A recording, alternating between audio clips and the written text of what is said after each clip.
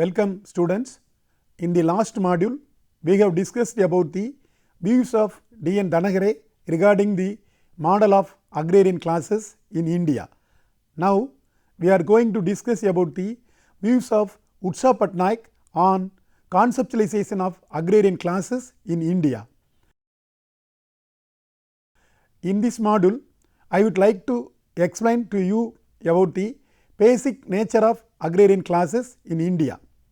Societies are classified by sociologists in terms of class structure based on predominant economic activities such as industrial and agrarian activities. As these activities suggest, the industrial production dominates economic activities of industrial societies and agricultural production predominates economic activity in agrarian societies. Colonialism gave rise to societies in which a peculiar mixture of both is witnessed, which complicates the situation. India is one such country where mixture exists and economic activities are conditioned by both social and economic factors. Therefore, sociologists and economists have studied Indian agriculture and agrarian social structure. In this lesson, we will be discussing on capitalist agrarian class structure in India, views of Utsa Patnaik on agrarian classes in India, exploiting classes, exploited classes, comparison between Utsa Patnaik and other scholars' work on agrarian classes. First of all, we are going to discuss about the capitalist agrarian class structure in India. According to Ashok Rutra, there are only two classes in Indian agriculture, that is, 1. Big landowners, 2. Agricultural laborers. This means that there is a class of agricultural capitalists, big landowners, and a class of agricultural laborers and wage workers. The capitalists belong to the ruling class and they rule over the rest in agriculture. The commercialization of Indian agriculture by colonials has given rise to wage labor as commodity, which is seen as not only a necessary but also a sufficient criterion for defining Indian agriculture having capitalist relations of production. Wage labor means that the landowners by the labor of landless peasants or those who work on the lands of landowners with money.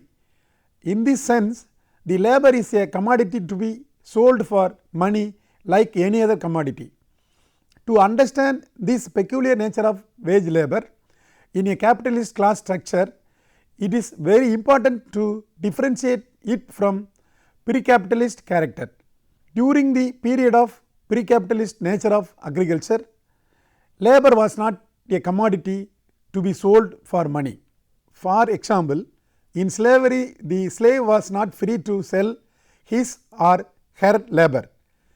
The slave did not sell his or her labor to the slave owner like laborers in the capitalist agriculture sell their labor to landowners. The slave is sold to his or her owner together with his or her labor. So, he is a commodity just like any other commodity, which can pass from the hands of one owner to that of another. One more feature which is referred to as a distinct characteristic to define class relations in India is that agriculture as capitalist by Ashok Rutra is the accumulation of productive capital through reinvestment of the surplus appropriated by the owners of the means of production. Generation and appropriation of surplus is characteristics of every society based on private property. The generation and the utilization of the surplus differ in different systems. The feudal appropriator typically utilizes the surplus for purposes of consumption. The surplus supports utilizes the surplus for reinvestment with a view to expanding reproduction which is a means to the end of continuously expanding reproduction, the consequence of ruthless pursuit of revenue. Then regarding the views of Utsa Patnaik on agrarian classes in India, Utsa Patnaik tried to empirically judge the concept of peasant class differentiation in India by following the theories and methodology adopted by Lenin and Mao in their respective countries, that is Russia and China respectively. Utsa Patnaik tried to judge the class differentiation of the peasantry in the state of Haryana in India. Utsa Patnaik published a review in 1976. Patnaik's classification, the agrarian classes on the basis of labor exploitation criterion, which was developed by her. The labor exploitation criterion, that is E criterion, classified households in terms of labor exploitation ratio defined as total use of outside labor divided by family labor days. According to Patnaik criterion, there were 6 categories of economic classes. Again, these classes reduced to 3 broad categories, namely exploited classes, that is landless and poor peasant, and self-employment classes, that is small peasant and middle peasant, and labor hiring or exploiting classes, that is rich peasant and landlord. Now we are going to discuss about the exploiting classes, that is 1 landlord, that is capitalist and feudal, and rich peasant, that is proto-bourgeois and proto-feudal. Exploited classes includes poor peasant, agricultural laborer, operating land and petty tenant, and fourth one is full time labor. Utsa Patnaik uses 2 criteria to define these economic classes. One is possession of the means of production and another one is the exploitation of labor. Utsa Patnaik says that in agriculture, such as in India, the 2 poles are readily identified, the landless and near landless, who possess no or little means of production. They are mainly or wholly dependent on working for others. The landlords and capitalists gave attention to sufficient means of the production. They do not labor themselves, but live on employing others. Utsa Patnaik states that no single index can capture class status with absolute accuracy. The use of outside labor relative to the use of family labor would be the most reliable single index for categorizing the peasantry. Patnaik, while distinguishing between the exploiting classes, that is landlords and rich peasants, and the exploited classes, that is poor peasants and laborers, further specifies 2 different divisions on the basis of the predominant form of exploitation, that is wages or rent. Utsa Patnaik explains the features of these classes are as follows. Landlord. In the cases of big landowners, whether feudal or capitalist, family members do not perform manual labor in major farm operations. Supervision or operating machinery is not considered manual labor. Rich peasants, they do participate in manual work, however, their resource position is such that appropriation of others' labor is at least as important because use of family labor. The middle peasantry is primarily self-employed, since on the average the resources per capita just suffice to employ adequately the supply of family labor and to provide a living at a customary subsistence level. Poor peasant. The poor peasant family must hire out its members for wages or lease in land, no matter how much is the wage or rent. Typically, these families cannot make ends meet and have to lower consumption standards below customary levels. Full time laborer. The same is true for full time labor families. Some of these many own small strips of land which they do not cultivate but lease out. The labor equivalent to the rent received is not large enough to balance. According to Rutra's classification of agrarian classes in India, there are no contradictions between those big landowners who operate with capitalist features and those who operate along feudal line, despite acknowledging the coexistence of both. Patnaik acknowledges the capitalist and feudal landlords by making a distinction between the capitalist landlord hires labor greater than rent, whereas feudal landlord hires labor at most as high as rent. Secondly, Rutra rejects the distinction between landlords and rich peasants which Patnaik acknowledges. Rutra rejects this distinction on the basis of participation in the manual work of cultivation. In India, he maintains that this criteria is negated by the caste factor.